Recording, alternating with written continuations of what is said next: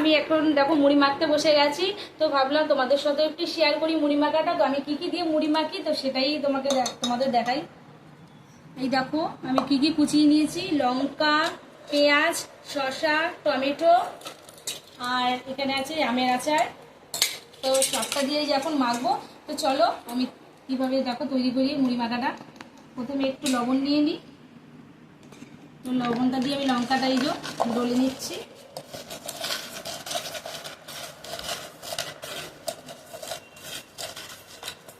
সবটা একটু মিক্স করে নিলাম এই যে।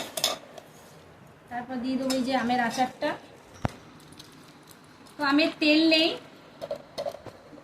শুধু এই যে মশলাটা আছে, তো এর মধ্যে একটু মশলাটা দিয়ে দিলাম। তাই মশলাটাই দিয়েছি, তেল নেই বলে আমি একটু সর্ষের তেল দিয়ে দিচ্ছি।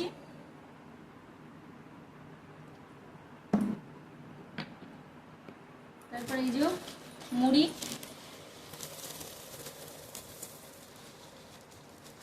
তারপর দিয়ে দেবো এই যে চানাচুর।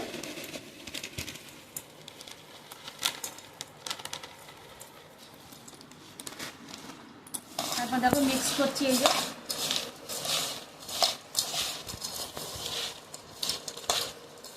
তো আমার মতন কেটে তোমরা মুড়ি মাখা এইভাবে খাও।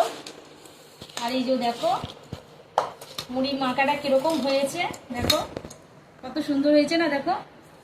তো কিরকম হয়েছে কমেন্ট করে জানাবে, ঠিক আছে।